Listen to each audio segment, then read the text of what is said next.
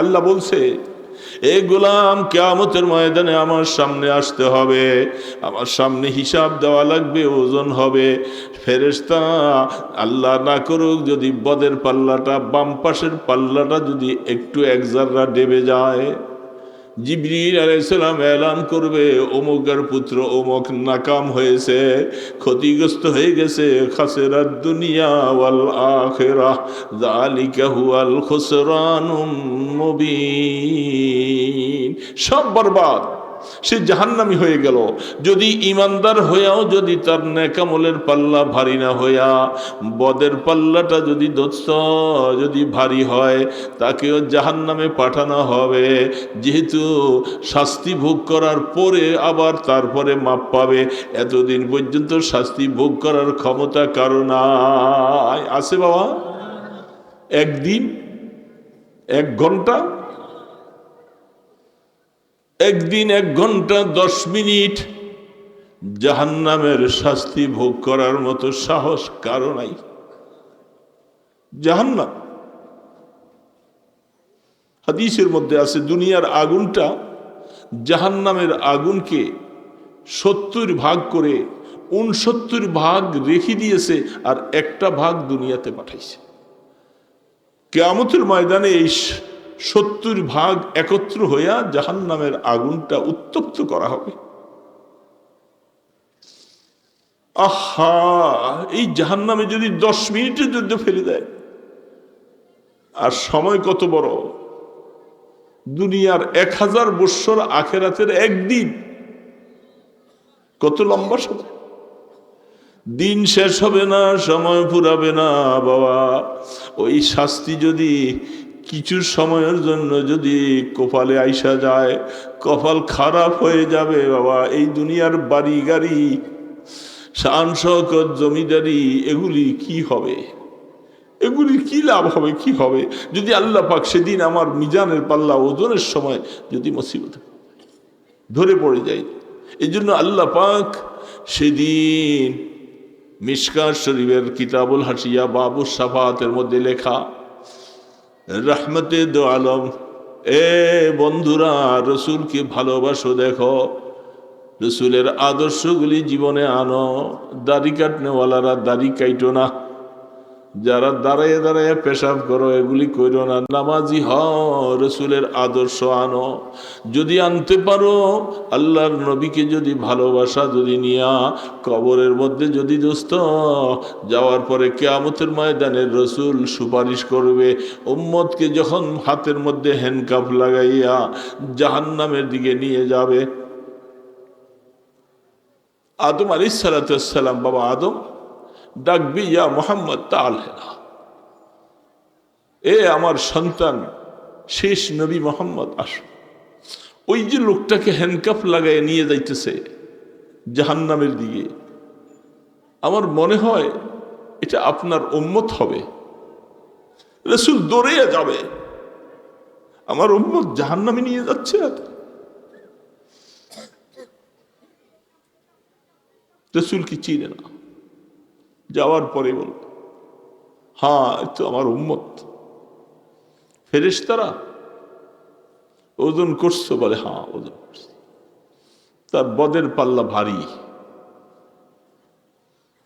যেহেতু আমাদেরকে উসুল দেওয়া হয়েছে, নিয়ম দেওয়া হয়েছে, নেকের পাল্লা যদি একটু ভারী হয় তাহলে জান্নাতে যাবে, আর বদের পাল্লা ভারী হইলে হ্যান্ডকাপ লাগাইয়া জাহান্নাম। আমরা সেই অনুযায়ী আল্লাহ পাকের এই ফয়সালার উপরে ফয়সালা করছি। আল্লাহ রসুল বলবেন, ও ফেরেশতারা, আমার এই উম্মতের পাল্লাটা আরেকবার একটু ওজন করো। তারা বলবেন, আমাদের তো ওজন করেছি, আমাদেরকে আরেকবার করো। ফেরেশতারা রসুলের কথাও শোনে না। আল্লাহ রসুল চিন্তা করলেন, এগুলো বলে কোনো লাভ নেই, এরা তো হুকুমের চাকর, যা অর্ডার তাই করতেছে। আল্লাহকে দরখাস্ত করলেন, আল্লাহ আমার এই উম্মতের ওজনটা আরেকবার করার জন্য আল্লাহ আপনি তাদেরকে অর্ডার দেন। আল্লাহ পাক বললেন, আমার বন্ধু যা বলে ফেরেশতারা শোন, আবার ওজন দিবে। ওজন দেওয়ার পরে আল্লাহ রসুল দেখছে যে তার বদের পাল্লা ভারী। এমন সময় আল্লাহ রসুল নিজের পকেট থেকে একটা কাগজের টুকরা, ছোট্ট একটা কাগজের টুকরা তার নেকের পাল্লার মধ্যে দিয়ে দিবে। হাদিসের মধ্যে লেখে, আল্লাহর জাতের কসম, নেকের পাল্লাটা ভারী হইয়া নিচের দিকে ডাইবা যাবে। সেই লোকটা অবাকের মতো চাইয়া রইল, কি হইল? একটা কাগজের টুকরার মধ্যে কি এত ওজন? এটা এত ওজন কেন? কাগজের টুকরার মধ্যে লেখা, লা ইলাহা ইল্লাল্লাহ মুহাম্মাদুর রাসূলুল্লাহ। রাসূল বলবেন, উম্মত আমাকে চিনো না? আপনাকে চিনতে পারিনি। উম্মত আমাকে চিনো না? আমি তোমার সেই নবী। তোমাদের মতো উম্মতের জন্য আমার জীবনে আমি শান্তি পাই নাই, ঘুমাইতে পারি নাই। শুধু উম্মতের ফিকির ছিল, কি করে উম্মতকে জান্নাতি বানানো যায়। তুমি তো ঠিক মতো আমল করো নাই। তোমার এই যে এই কলেমাটা পড়া ছিল উম্মত, এটা আমার কাছে সংরক্ষিত। আজকে দেখলাম যে তোমার জান্নাতে যাওয়ার কোনো উসিলা নাই, এই জন্য এই মিজানের পাল্লায় কলেমাটা দিয়েছি, যেটাকে বাবুল বাতাকা বলা হয়, একটা কাগজের টুকরা। এই ওজন, কলেমার ওজন সবচেয়ে বেশি। দোস্ত, যদি আরো নেক আমল করতা তাহলে আজকে জান্নাতে যাওয়ার জন্য তোমার এত পেরেশানি ব্যাগ পাইতে হইতো না। তখন সেই লোকটা খুশিতে বলে, আছে আপনার জন্য আমার জীবনটা উৎসর্গ করে। বলে, এই উৎসর্গটা দুনিয়াতে থাকতে যদি করতা, ওই সময় যদি আমি রসুলকে একটু চিনতে, আমার কথাগুলি শুনতাম। আমার কথা তো শোনো নাই। আমি চলে আসছি, 1450 বছর হয়ে যায়। আমার পক্ষ থেকে আমার নায়েবে রসুলরা কোরআন এবং হাদিস শুনাইয়া তোমাদেরকে শুনাইতেছে। উম্মত তোমাদের কাছে ভালো লাগে না? উম্মত তোমাদের কাছে কথাগুলি ভালো লাগে নাই? আজকের দিনে তোমরা এটা দেখতেছো বাস্তব। খোদার কসম, সেদিন আখিরাতে গেলে দেখা যাবে এই অবস্থা। হাদিস সত্য, রসুলের কোরআন, আল্লাহর কোরআন সত্য, রসুল যা বলে গেছেন সত্য, চুল পরিমাণ কোনো সন্দেহ নাই। এই ওলামায়ে হক্কানি রব্বানিরা তারা এই কথা কোরআন হাদিস থেকে বলে। এই জন্য তাদের এই আলোচনার মজলিসের পাশে বেয়াদবি করলে রসুলের সাথে বেয়াদবি করা হয়।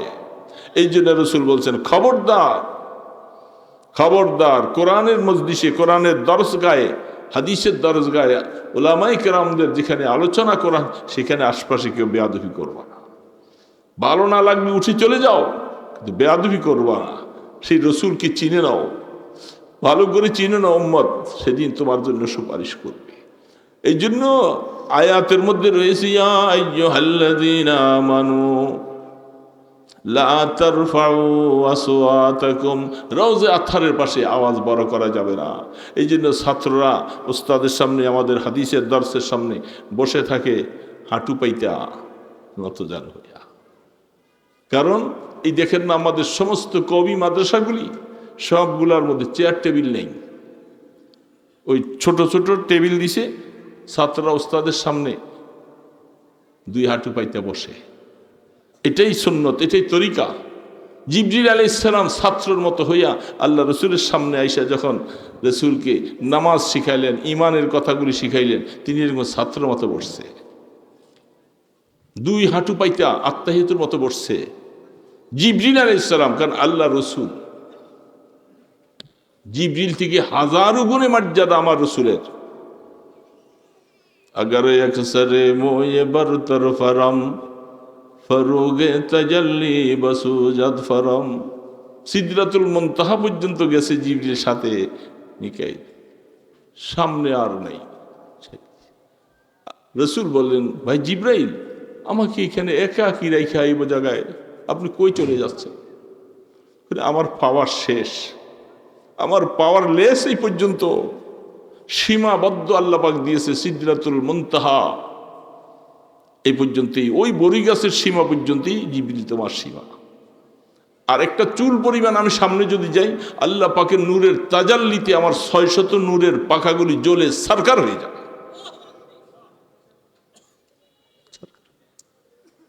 কি আজীব কথা!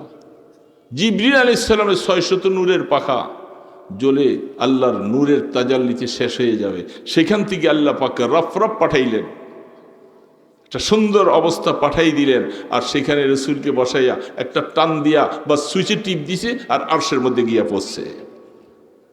এই জন্য দোস্ত, উলাইকাল্লাযীনা ইমতাহানাল্লাহু কুলুবাহুম লিত্তাকওয়া, যারা আল্লাহ রসুলের সামনে কথা আসতে বলতো, আল্লাহ পাক বলেন আমি তাদের ইমতিহান নিতেছি কিসের?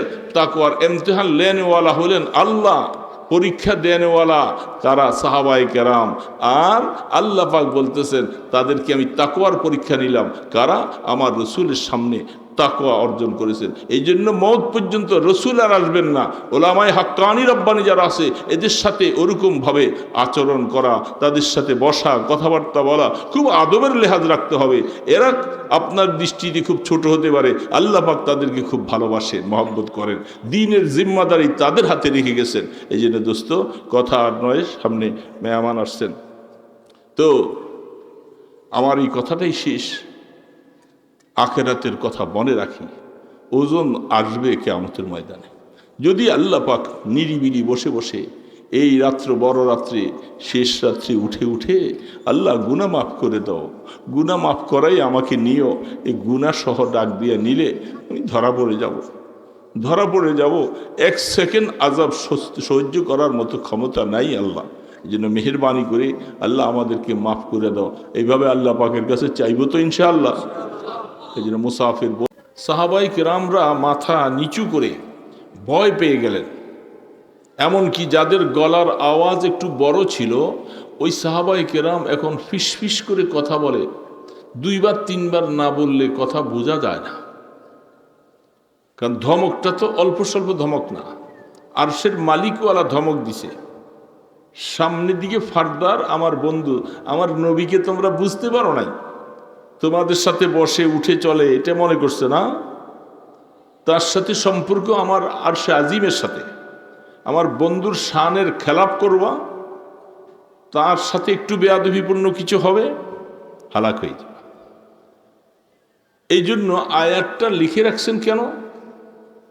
আল্লাহ রসুল ইন্তেকাল করলেও তিনি কবরে কি বলেন সবাই? রসুল কবরে জিন্দা না মুর্দা? এই মুহূর্তে কেউ চুপ থাকলে গুনাহ হবে।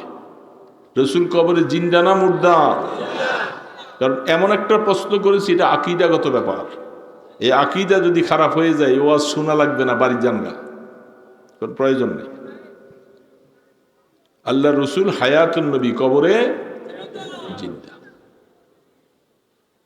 ইউসাল্লুন ওয়া ইউরযাকুন, আল্লাহ পাক বলেন আল্লাহর রসুল তো সমস্ত নবীরা, যত নবী রসুল আছেন তারা সকলে কবরে জিন্দা, তারা নামাজ পড়েন, তাদেরকে আমি আল্লাহ রিজিক দিয়ে থাকি। তো সেইখানে সমস্ত নবীদের নবী যিনি, তার হায়াতটা কেমন হায়াত, তিনি কি অবস্থায় আছেন? এই জন্য তোমরা মনে করো না যে আমার রসুল কবরে শুয়ে আছে, মুর্দা হয়ে গেছে, কিছু শোনে না, বুঝে না, এই জন্য বেয়াদবি করলে অসুবিধা নাই। খবরদার, মনে রাখবা আমার রসুল সেখানে কবরে শুধু স্থান পরিবর্তন হয়েছে, তিনি কবরে জিন্দা। কবরের সামনে যারা যাইবা, সালাম দিবা খুব আদবের সাথে, খুব আদবের সাথে। খবরদার, একটু বেয়াদবি করবা, হজ করেছো, হজ বাতিল হয়ে যাবে, জিয়ারত করতে গেছো, হ্যাঁ বেয়াদবি করবা, ঈমান হারা হয়ে আসতে, যে বড় সাবধান। আমরা অনেক সময় আমাদের সাথে সতীরা যারা থাকতো হজের মধ্যে বলতাম, মক্কা শরীফ যাই অবস্থায় চলছেন, কিন্তু মদিনা শরীফে নিজের খেয়াল খুশি মতো চলা যাবে না, এখানে পরিস্থিতি একটু গরম। কারণ আল্লাহ রব্বুল আলামিন তিনি অনেক ধৈর্যওয়ালা, সবরওয়ালা। অনেক সময় কিছু টুকটা, যেমন কত বেয়াদবি, কত ভুল আমরা করে ফেলি, আমাদেরকে লাথি দিয়া সরাই দেয় না, রিজিকের রাস্তা দরজা বন্ধ করে নেই। বফর সঙ্গে বেগরি জাদা আজওয়ায়ে রফিক, ওয়ালেকিন খুদাওয়ান্দ বালা পোস্ত, বাইসিয়া দারে রিস্ক বরকস নবস। শেখ ফজলুদ্দিন আত্মার রহমতুল্লাহ, বাপ পুত্রে যদি ঝগড়া হয় ছেলেকে বাবা ত্যায্য করে দেয়, যা তোর মুখ দেখবো না, তুই আমার সম্পত্তির কিছু পাবি না, এরকম বলে কি বলে না? বন্ধু বন্ধুর সাথে সম্পর্ক বিচ্ছিন্ন হয়ে যায়। আল্লাহ পাকের সাথে এত নাফরমানি করতেছি, এত গুনাহ করতেছি, কত নামাজ ছেড়ে দিয়েছি, কত রোজা ছেড়ে দিয়েছি, এমন মুসলমান আছে না নাই? নামাজ এক ওয়াক্ত পড়লে এক ওয়াক্ত পড়ি না। আল্লাহ পাক তো রিজিকের দরজা বন্ধ করে দেয়নি যে খানার প্লেট নিয়ে বসছো, তোর খানার প্লেট থেকে তোকে লাথি দিয়ে সরাই দিব, দিছে? খানা খাওয়াইতেছেন। এই জন্য আল্লাহ পাক অনেক মেহেরবান, দয়ালু। তার সাথে অনেক ভুল ত্রুটি বেয়াদবি হয়ে যায়। বাইতুল্লাহ ঘরে যায়, তওয়াফ করতে যায়, চলে ফিরে বলে যে অসুবিধা নাই, আল্লাহ মাফ করে দিবে। কিন্তু আল্লাহ পাক বলে আমার বন্ধুর সেখানে যে বেয়াদবি করলে আমি এটা মাফ করব না। যেমনটা হাদিসে কুদসির মধ্যে আল্লাহ পাক বলেন, মানা আদালি ওয়ালিয়ান ফাজান লিল হার, হে আমার বান্দা বান্দি শুনে নাও, যার সাথে আমার আল্লাহর একটা মহব্বতের সম্পর্ক হয়েছে, আমি যাকে বেলায়েত দিয়েছি, আমি যাকে অলির যোগ্যতা মর্যাদা দান করেছি, যার সাথে আমার এই মহব্বতের সম্পর্ক, এরকম ব্যক্তির সাথে খবরদার কেউ বেয়াদবি করো না। যদি করো আমি আল্লাহ তার সাথে লড়াই করার জন্য তৈয়ার। সাধারণ কথা, আশ্চর্য কথা। হাতি বাচ্চাটা রাইখা সে ঘুরতে গেছে। কিছু মানুষ তারা সফর করতেছে আরব দেশের কথা, ক্ষুধা পাইছে, খাবারের কিছু নাই, হাতির বাচ্চাটা জবাই করা সুন্দর করে ভুনা করে খাইছে। একজন লোক তিনি বারবার বলতেছে, দেখ রে, হাতি যদি আসে, তার বাচ্চারা খাইছো, আমাদেরকে আশপাশে যদি খুঁজে পায় অস্তিত্ব রাখবে না। সে বারবার নিষেধ করেছে, তার কথাটা এরা শুনল না। না শুনে এরা জবাই করছে, ছিলা গোস্ত খুব ভুনা করে খাইছে। খায়া মরুভূমির দেশ, একটু দূরে যাইয়াই শুয়ে রয়েছে। হাতি আসছে রাত্রে গভীর, আইসে তার বাচ্চা পায় না। ওরা বিভোরভাবে ঘুমাইছে। বড় তাজ্জুব কথা, হাতি আইসা তাদের প্রত্যেকের মুখের মধ্যে তার ঠোঁট দিয়া সে গ্রাণ নিতেছে। যেই লোকটা গোশত খায় নাই এবং নিষেধ করছে, সে ছাড়া বাকি যে কয়েকজন আছে তাদের সকলকে একটা পেটের মধ্যে পা দিয়া দিয়া সবগুলোর শেষ। শুধু ওই বাচ্চা আছে যে নিষেধ করছে এবং খায় নাই, তার মুখের মধ্যে গ্রাণ পায় নাই। একটা হাতি তার বাচ্চাগুলাকে খেয়ে ফেলছে, এটার গ্রাণটা তাদের মুখের মধ্যে একটা জানোয়ার সে পাইছে, শেষ করে ফেলছে। আল্লাহ সুবহানাহু ওয়া তাআলা বলেন, জমিনের মধ্যে আমার কিছু অলি বুজুর্গ আছে, আছে না নাই? আল্লাহ পাকের সাথে যার সম্পর্ক গভীর, যারা আল্লাহকে ছাড়া কিছু বুঝে না, এরকম লোকগুলির সাথে কেউ বেয়াদবি করো না। সে কিন্তু কিছু প্রতিশোধ নিবে না, আমি আল্লাহ কিন্তু তোমাকে ছাড়ব না। তো সবচেয়ে বড় অলি, সবচেয়ে বড় বুজুর্গ, সবচেয়ে বড় নবী মুহাম্মদ রাসূলুল্লাহ, তার সাথে আল্লাহ পাকের সম্পর্ক কত গভীর। কোন নবী রাসূল কি আল্লাহ পাক সরাসরি আল্লাহ পাকের কাছে ডাইকা নেন নাই? তাকে সরাসরি আরশে আজিমে নিছে, নিছে না? সেই পয়গম্বর যাকে আল্লাহ পাক শাফাআতে উজমা দিয়েছেন, মাকামে মাহমুদ দিয়েছেন। বুখারী শরীফে লম্বা ১.৫ পৃষ্ঠা হাদিস, ১.৫ পৃষ্ঠা হাদিস। আল্লাহ পাক আমাদের নবীকে মাকামে মাহমুদ দিছে। আমরা আজানের সময় একটা দোয়া আছে না নাই? আজানের দোয়াটা মুখস্থ আছে আমাদের? কার কার আছে দেখি? আচ্ছা, হাত লামাই। অনেকের নাই। আজানের দোয়াটা আল্লাহ রসুল বলছেন, যারা আজানের দোয়াটা শুনে, আজান শুনে আজানের দোয়াটা পড়বে, নামাজ পড়বে, কিয়ামতের ময়দানে আমি তার জন্য সুপারিশ করব। পুরস্কারটা খুব ছোট না? তো সুবহানাল্লাহটা তো খুব ছোটই বললেন। এত বড় পুরস্কার সময় মতো বুঝে আসবে দোস্ত। পুরস্কারটা যে আল্লাহ রসুল আপনাকে আমাকে সুপারিশ করবে, কত দরকার হবে তখন। أنت الشفيع الذي ترجى شفاعته أنت الشفيع الذي ترجى شفاعته على الصراط إذا ما زلت القدم। শাইখুল হাদিস আল্লামা জাকারিয়া রহমতুল্লাহ আলাইহি মদিনার নবীর শানে ছন্দ লিখছেন, ওগো রাসূল, আপনি শাফি, আপনি শাফিউল মুজনিবিন, গুনাহগারদেরকে আপনি সুপারিশ করবেন, আপনার একটা টাইটেল আছে। কিয়ামতের ময়দানে পলসারাতে যাওয়ার সময় যখন পদস্খলন হয়ে যাবে, মুসিবতে পড়ে যাব, পার পাওয়া বড় কঠিন হবে, ওই সময় আপনি শাফিউল মুজনিবিন হিসেবে আপনার দ্বার প্রান্তে যাব, দয়া করা, মেহরবানি করা আমার মতো গোলামের জন্য একটু সুপারিশ করবা। এই জন্য আল্লাহ পাক তার বন্ধুকে দিয়েছেন। আজানের দোয়াটা কয়দিন লাগে মুখস্থ করতে দোস্ত? মুসলমানের কাছে দোয়া, যতদিন বেঁচে থাকি আল্লাহ যেন আমাদেরকে ইমানের উপরে হায়াত দান করেন।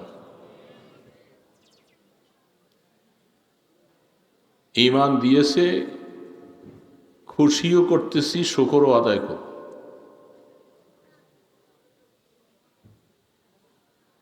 যেন তিনি আবার রাগ করে আমাদের আমলের অবাল হিসাবে ইমান থেকে যেন আল্লাহ পাক সরিয়ে না দেন।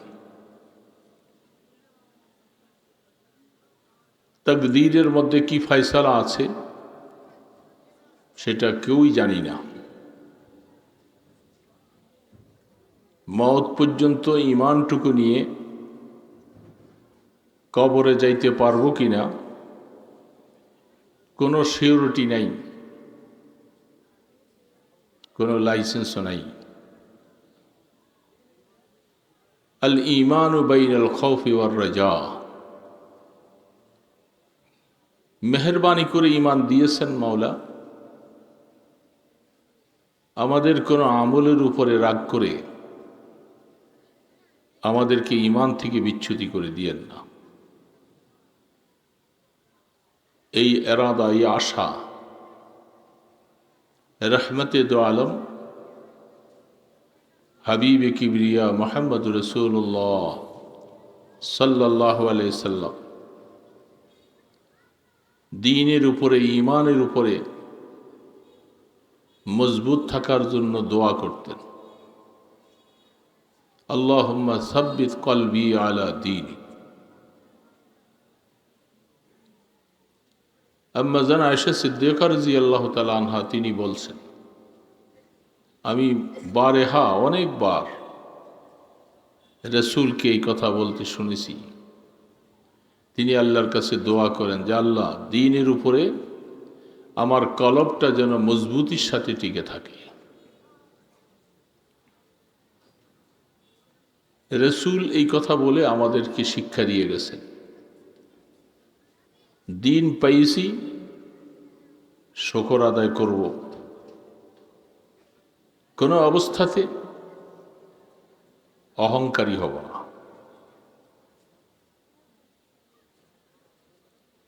নিজেকে বড় বানাবো না,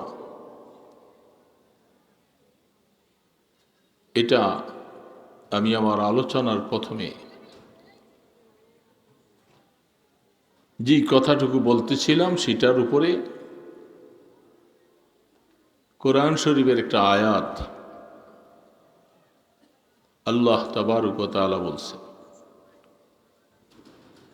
আমরা জানি কোরআনের মধ্যে অগণিত অনেকগুলি মোনাজাত আছে।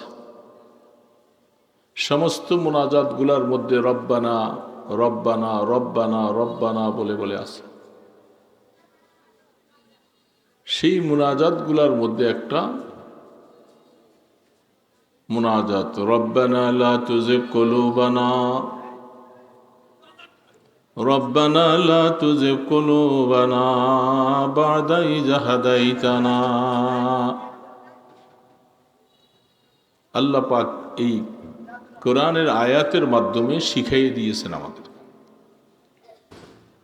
কেন আমরা আল্লাহ পাকের কাছে ঈমানের উপরে বেঁচে থাকার জন্য বারবার করে দরখাস্ত পেশ করব। কেন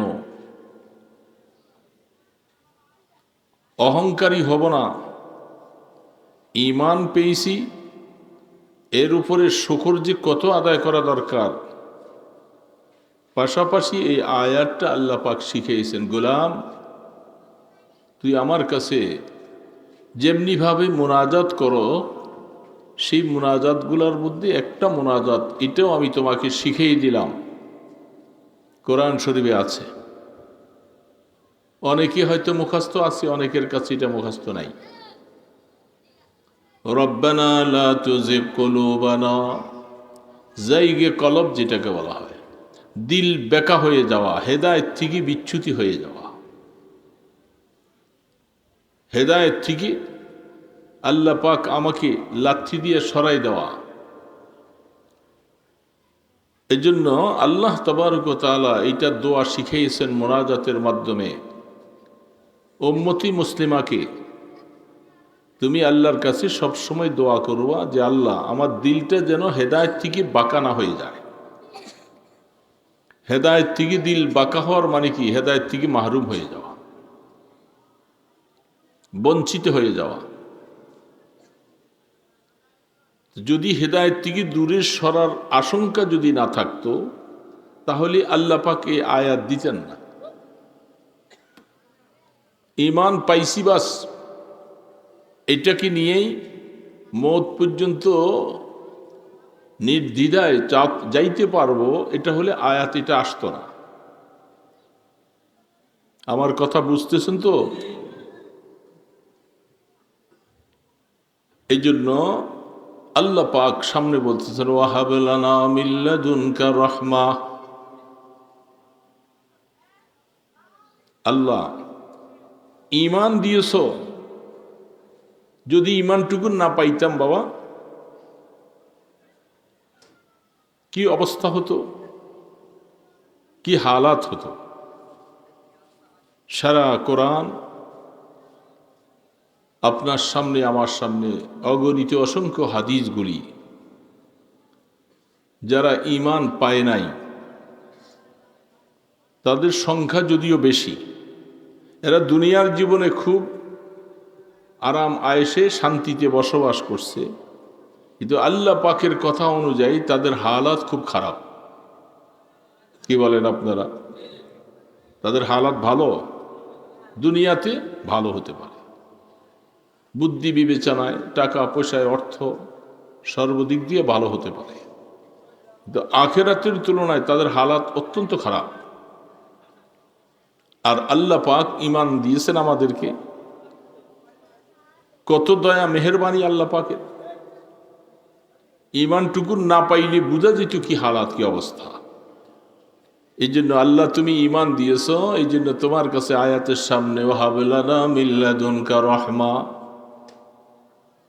আল্লাহ যেহেতু আল্লাহ পাকের একটা লকব টাইটেলে আছে ইন্নাকা আনতাল ওয়াহ্হাব, তিনি বেশি বেশি দান করেন, বেশি বেশি তার বান্দাদেরকে দেন। এই জন্য আপনার তরফ থেকে আমি রহমত চাই, রহমতটা এটা আম বলা হয়েছে, বিশেষ করে আল্লাহ ঈমানের রহমতটা, ঈমানের উপরে বেঁচে থাকার জন্য যত রহমত দরকার আপনি আমাকে মেহেরবানি করে তত রহমত দান করেন। তো দোস্ত, এই জন্য আমি আমার ভূমিকার প্রথমেই বললাম যে আল্লাহ রাব্বুল ইজ্জাত আমাদেরকে ঈমান দিয়েছেন, খুশি না বেজার? কেমন খুশি? সবচেয়ে বেশি, সবচেয়ে বেশি। এই জন্য ঈমানের উপরে বেঁচে থাকতে হলে জীবনে অনেক পরীক্ষা আসবে। কি বলেন, আসবে কি আসবে না? যত বেশি পরীক্ষা তত বেশি মজা। আমার কথা বুঝে আসতেছে না মনে হয়? পরীক্ষা যত বেশি মজা। যেমনটা পরীক্ষা আল্লাহ পাক নিয়েছেন আম্বিয়া কেরামদের থেকে, তারা আল্লাহ পাকের থেকে মজাটাও সেরকম পাইছে। পরীক্ষার মধ্যে টিকে থাকা আবার কঠিন। আল্লাহ পাক না টিকাইলে টিকা যাবে না। আল্লাহ যদি পরীক্ষা নেয়, পরীক্ষা নিলে আল্লাহ পরীক্ষার উপরে টিকে থাকার জন্য তৌফিকও তিনিই দিবেন। সমস্ত নবীদের জীবনী সামনে আনলে নূহ আলাইহিস সালামকে পরীক্ষা নিছেন, ইউনুস আলাইহিস সালামকে পরীক্ষা নিছেন, মূসা আলা নবীনা আলাইহিস সালাম থেকে পরীক্ষা নিছেন, ইলিয়াস আলাইহিস সালাম থেকে পরীক্ষা নিছেন, হযরত জাকারিয়া জাকারিয়া আলাইহিস সালাম থেকে পরীক্ষা নিছেন, ইব্রাহিম আলাইহিস সালাম থেকে পরীক্ষা নিছেন, ঈসা আলাইহিস সালাম থেকে পরীক্ষা নিছেন। সর্বশেষ আপনার আমার নবী মুহাম্মদুর রাসূলুল্লাহ সাল্লাল্লাহু আলাইহি সাল্লাম থেকে কত পরীক্ষা নিছেন, যেটা হাদিসের পৃষ্ঠাগুলি খুললে কোরআনের মধ্যে আল্লাহ পাক বলছেন। এই পরীক্ষা আমার বন্ধু থেকে নিতে নিতে এই উম্মতের ফিকির তিনি করতে করতে তাকে আরামে শান্তিতে ঘুমাইতে দেইনি আমি। তিনি যে একটু আরামে ঘুমাবেন আর খাবেন সেই সুযোগটাও তিনি পান নাই। তার জীবনীটাকে আল্লাহ পাক কোরআন একটা আয়াতে বর্ণনা করছে। ইন্না লাকা ফিন নাহারি সাবহান তাবিলা। হে আমার বন্ধু, হে আমার নবী, আপনার হায়াতটা কেমন অবস্থাটা? সমুদ্র একজন মানুষ পড়ে গেলে তার দশা যে অবস্থা, আপনার হায়াতটা এই অবস্থা। কোরআন দিয়া মেসাল দিতেছেন। সমুদ্রে একজন মানুষ, যেহেতু আপনারা এখানে সমুদ্রের পাশে সুবর্ণচর, এখান থেকে মনে হয় সমুদ্র নদী কাছে না নাকি? একজন মানুষ জাহাজে, নৌকায়, স্টিমার এসে যাইতেছে, কোনো না কোনো কারণে এসে পড়ে গেছে। বলেন তো সেই লোকটা পড়ে যাওয়ার পরে সে এখন কি করবে? বলেন আপনাদের ভাষায় কি করবে? হাত পা সব গুছাইয়া বসে থাকবে না হাত পা নাড়বে? নাড়াচাড়া করবে না, হাত নাড়বে, পা নাড়বে। তার মানে সে চেষ্টা করবে যেন কিনারে যাইতে পারে। কতক্ষণ পর্যন্ত তার এই হাত পা নড়তে থাকবে? দুইটা, একটা হলো জীবন যতক্ষণ আছে, আর দুই নম্বর হলো সে কিনারে যতক্ষণ পর্যন্ত না পৌঁছে। কিনারে যতক্ষণ পর্যন্ত না পৌঁছে, হায়াত যতক্ষণ আছে ততক্ষণ পর্যন্ত সে হাত পা নাড়তে থাকবে। যখন পারে যাইয়া মাটির সাথে পাটা লাগবে, তখন সে একটু শান্তি বোধ করবে যে হ্যাঁ, আমি মুসিবত থেকে একটু কিনারে আসছি। এই লোকটার যে দশা, আল্লাহ রাব্বুল আলামিন রহমতে তো আলম আপনার আমার নবী মুহাম্মদুর রাসূলুল্লাহ সাল্লাল্লাহু আলাইহি সাল্লাম আল্লাহর হাবিবের নামটা শুনে দুরূদ পড়লে কি লাভ না লস? পড়েন না তো আপনারা?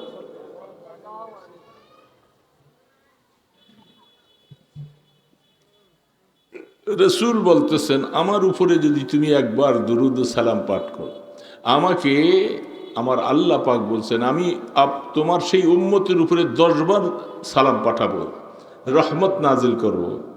তা আমরা কি আল্লাহর রহমত পাইতে চাই না? একটা সুবর্ণ সুযোগ আসছে, রসুলের নাম আসলেই তো লাভ। যখনই রসুলের নাম আসবে আমি দুরূদ সালাম পাঠ করবো তো ইনশাল্লাহ।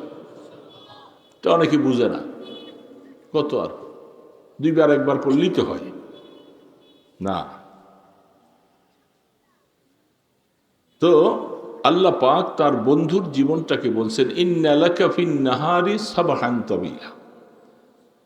আপনি যে দিনের অংশটা, রাত্রের অংশটা এখানে বলে নাই, নাহার বলছে।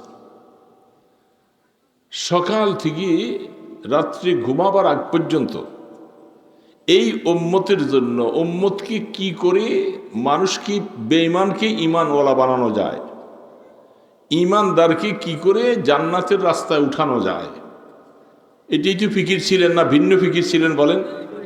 ফ্যাক্টরি, গার্মেন্টস, বড় বড় দোকান, এগুলি রসুল ফিকির ছিল কি বলেন?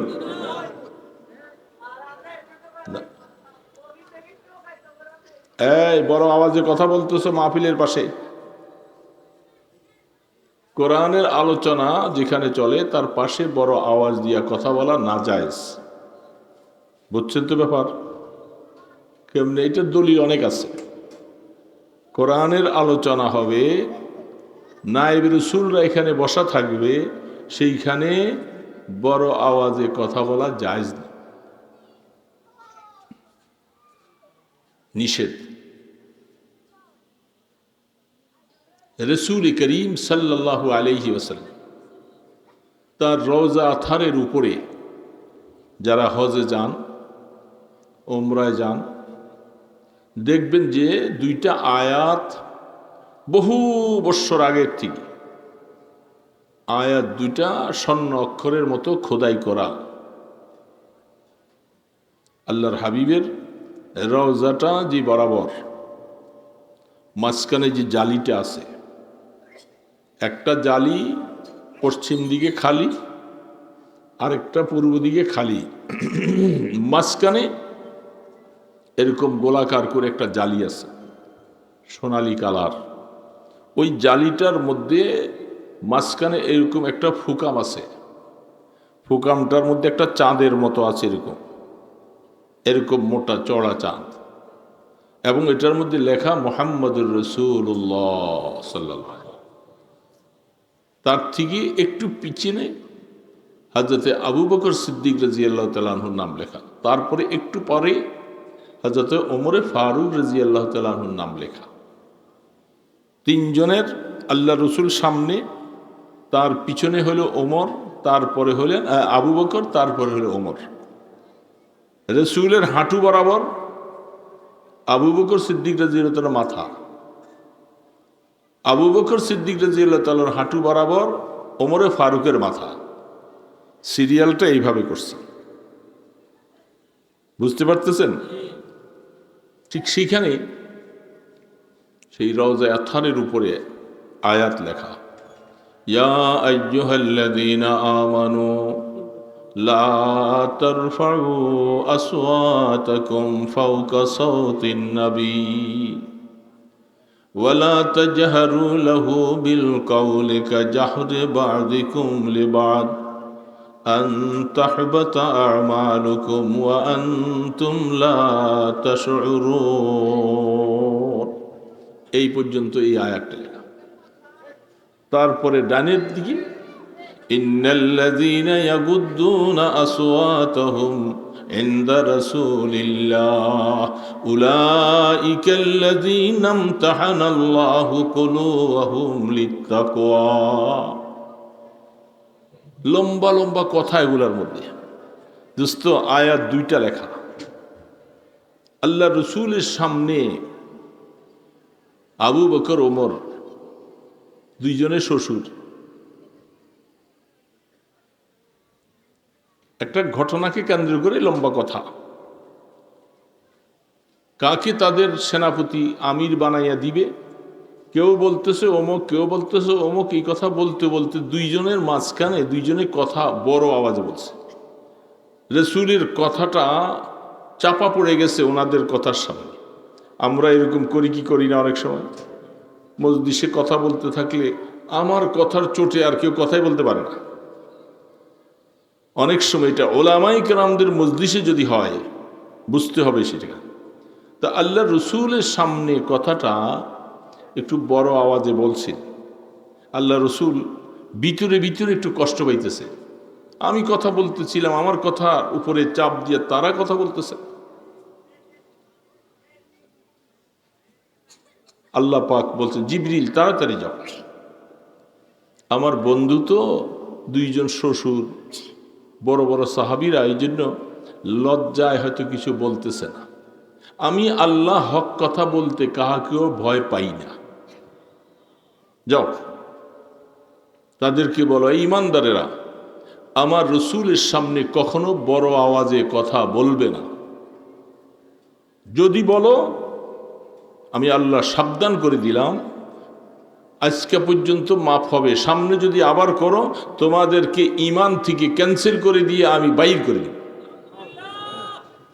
আন তাহবাতা আমালুকুম আন তাহবাতা ঈমানুকুম। তাফসীর ওয়ালা লিখেছেন, এই আয়াত নাযিল হওয়ার পরে আল্লাহু আকবার বলতেছিলাম, সেখানে আল্লাহ পাক বলছেন, ওয়াবআসু মাকামাম মাহমুদানিল্লাযী ওয়া'আদতা। আল্লাহ আপনার বন্ধুকে আপনি মাকামে মাহমুদ দেন, যেটা আপনি ওয়াদা করেছেন দিবেন। সেই মাকামে মাহমুদটা কি? এটা বুখারী আলাইহির রাহমা ১.৫ পৃষ্ঠা,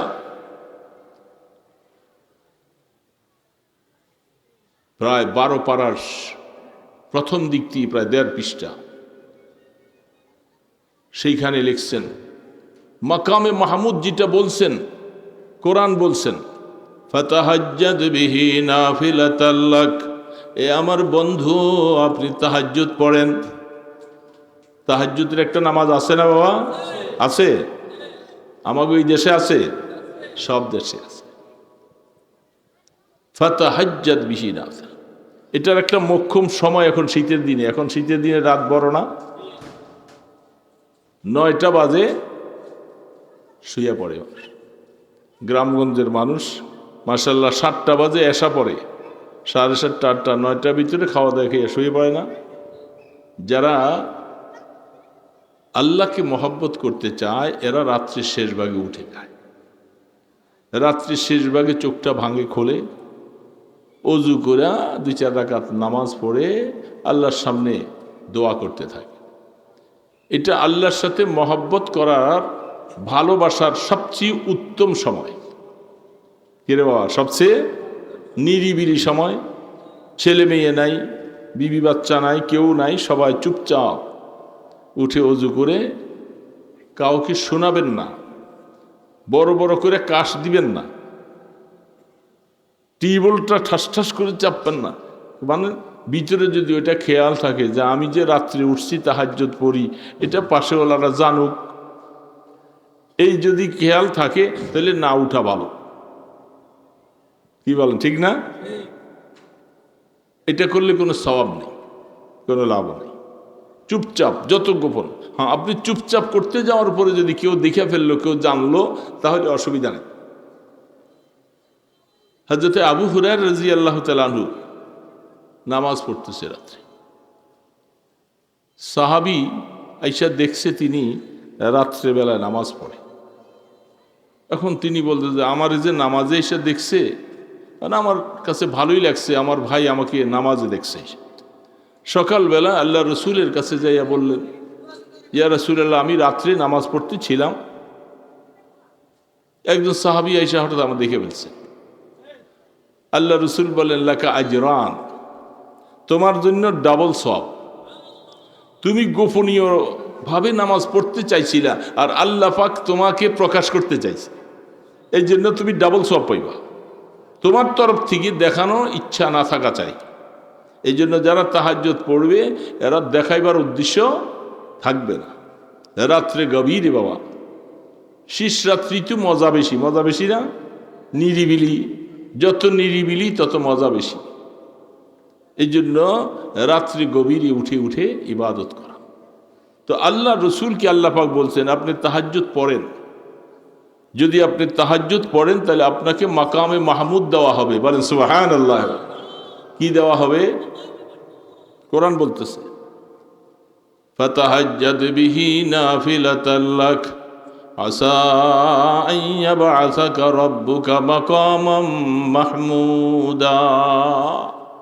আপনি তাহাজ্জুদ পড়েন, আপনাকে মাকামে মাহমুদ দিব। সেই মাকামে মাহমুদের কথাটা বুখারী আলী রাহমা লিখতেছিলেন। এটা বুঝে নেন, সংক্ষেপে বলতেছি। কিয়ামতের ময়দানে সারা পৃথিবীর মানুষ উঠতে হবে, উঠা লাগবে। না উঠা কি বলেন? এই যে আমার এই ভাইয়েরা সামনে দিয়ে বসছে, দুই কাম করে একসাথে। এই দুই কাম আল্লাহ পছন্দ করে না। একসাথে দুই কাম, গাড়ি অ্যাক্সিডেন্ট করে। আলোচনার দিকে মনোযোগ নাই। আপনারা বাদাম খাইতেছেন, বুট খাইতেছেন, তো বাদামও খাইবেন, বুটও খাইবেন, আবার ওয়াজও শুনবেন। তো বাদাম চাবাইবেন কোন সময়? হয়তো বাদাম চাবাইবেন, নতুবা ওয়াজ শুনবেন। ওয়াজ ফাঁকি দিয়ে যাইব গা। দুই কাজ একসাথে হবে না, এক মনই হইতে হবে। আপনি গাড়ি চালাইবেন, যদি এক মন না হন তাহলে অ্যাক্সিডেন্ট করবেন। দিনই আলোচনা দিলের কানে শুনতে হবে, দিলের কানে। বাবা বুঝত, বুঝে নাই, না বুঝার কারণে অবস্থা। দিলের কানে কথা শুনতে হবে। কোরআন বলছে ওয়াইযা কুরিয়াল কুরআনু ফাসতামিউ লাহু ওয়া আনসিতু লাআল্লাকুম তুরহামুন। যখন কোরআন তেলাওয়াত হয় কান পেতে শোনো, মনোযোগ সহকারে শোনো, তাহলেই তোমার উপরে রহমত হবে। কারণ আমি যদি বাদামও খাই, বুটও খাই, বুঝছি এখানে কোরআন আয়াত তেলাওয়াত হচ্ছে, এই দোস্ত এটা ঠিক না। তাও তো আমার একবার আমার সামনে এসে বসছে, এইটা তো আরেকটা কারবার। হ্যাঁ, দূরে হইলে আমি দেখতাম না এক কথা। এটা পরে খাবেন, এখন না, এখন রেখে দেন। কি বলেন, কষ্ট পাইছেন মনে? না, আপনার এটা শোনার কারণে পিছনে যদি আর কেউ করে থাকে এরাও বন্ধ হয়ে যাবে, এখন করবে না। তো বুখারী আলাইহির রাহমা বলতেছিলেন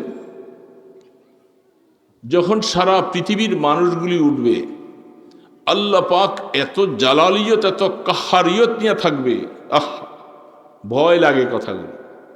আল্লাহ পাকের সাথে কথা বলার মতো সাহস কারণেই এত কাহারিয়ত নিয়ে থাকবে। লিমানিল মুলকুল ইয়াউম, এই আজকার রাজত্ব, বড় বড় রাজা বাদশারা কোথায়? চীন, জাপান, ব্রিটেন, আমেরিকা, হ্যাঁ, রাশিয়া, এত বড় বড় শক্তিধর, ভারত, অমুক তমক। কই আজকা কে রাজত্ব, কার বল দেখি?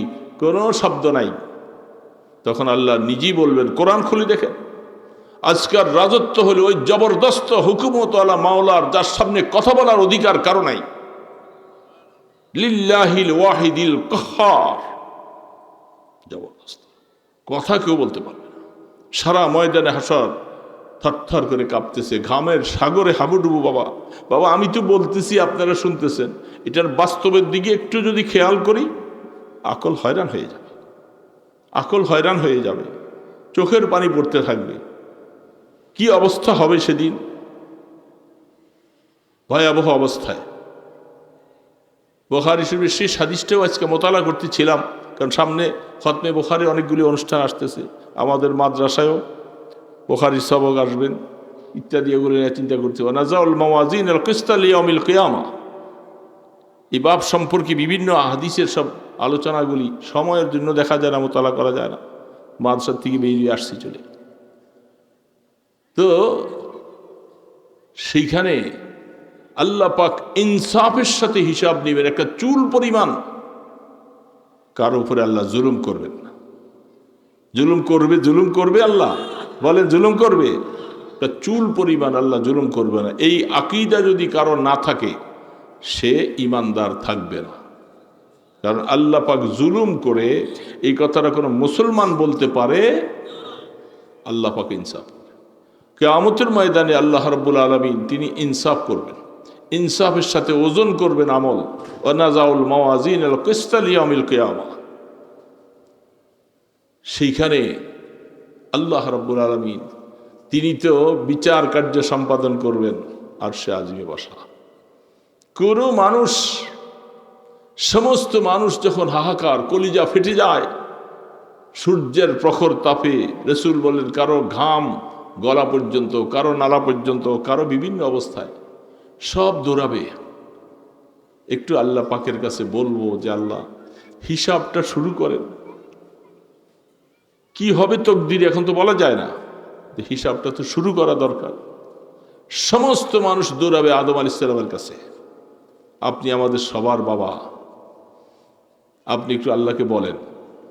বললাম না ১.৫ পৃষ্ঠা হাদিস, ১.৫ পৃষ্ঠা হাদিস বুখারী আলাইহির রহমা লিখছে।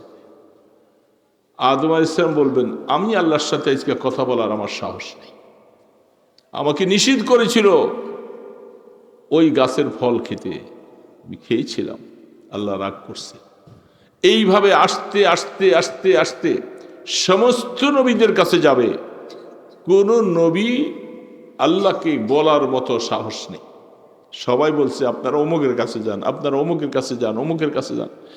সমস্ত মানুষ দৌড়াইতে থাকবে। সর্বশেষ ঈসা আলাইহিস সালামের কাছে আসবেন। আপনি একটু বলেন, আপনার সম্পর্কে কোরআনে অনেক কথা আছে।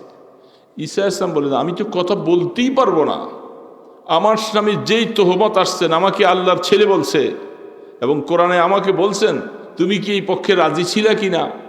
তোমাকে যে আল্লাহর ছেলে বলছে, তোমার মাকে আল্লাহর স্ত্রী বলছে। তিনি বলবেন যে আল্লাহ যদি আমি এটা মনে করতাম তো আপনি তো ভালোই জানেন আমি মনে করছি কি করি নাই। আজকের দিনে আল্লাহ পাকের রাগ গোসা থামাবার মতো কারো ক্ষমতা নাই। আমি একটা পরামর্শ দিচ্ছি, সর্বশেষ নবী, সর্বশ্রেষ্ঠ নবী, ইমামুল আম্বিয়া, খাতামুন নবিয়্যিন, হাবিবে কিবরিয়া মুহাম্মদ রাসূলুল্লাহ সাল্লাল্লাহু আলাইহি সাল্লাম, তিনি আল্লাহ পাকের আরশের ডান পাশে আছে, তোমরা সেখানে যাও। সমস্ত উম্মত আল্লাহর হাবিবের কাছে আসবেন। সমস্ত রাস্তা বন্ধ, কেউ সাহস নেই কথা বলার। আপনার কাছে আসছি, সবাই একটাই বলছে আপনি পারবেন আল্লাহর সাথে আজকে কথা বলার। আল্লাহ রসুল মাথা উঠাবেন, মাথায় উঠাইয়া বলবেন যে হ্যাঁ, আল্লাহ পাক দুনিয়া থাকতে আল্লাহ পাক বলছেন আমাকে মাকামে মাহমুদ দিবেন, আমাকে প্রশংসিত স্থানটা দিবেন, যেটাই ময়দানে হাসরে কাউকে দিবেন না, এটা আমাকে দিবেন। আল্লাহর সাথে আজকে কথা বলার অধিকার আমাকে দিবেন। আল্লাহ বলছেন আসো আমি আল্লাহর সাথে কথা বলি। সুবহানাল্লাহ। এটাকে মাকামে মাহমুদ বলা হয়। এই স্থান কোন নবী রাসূলদের নাই, একমাত্র আমাদের নবীকে। তখন তিনি আল্লাহ পাকের কাছে বলবেন যে আল্লাহ আপনার বান্দাদের হিসাবটা আপনি দয়া করে শুরু করেন। কি জান্নাতে যাবে, কি জাহান্নামে যাবে, এখন তো সব অস্পষ্ট, সব অস্পষ্ট হয়ে আছে। তো সাইড হয়ে যাক। এই আল্লাহ সুবহানাহু ওয়া তাআলা তার বন্ধুর কথাটাই শুনবেন। আল্লাহ পাক বলবে যে হ্যাঁ। তখন মিজানের পাল্লায় ওয়া নাযাউল মাওয়াজিনাল কিসতা, লম্বা লম্বা কথা, সেগুলি বলার অবকাশ নেই, বলবো না। আল্লাহ পাক যখন ওজন করা শুরু করবেন, পাল্লাটা কত বড় হাদিসের মধ্যে লেখেন, সমগ্র আসমান জমিনটা পাল্লার মধ্যে দিলে পাল্লার কিছুই হবে না।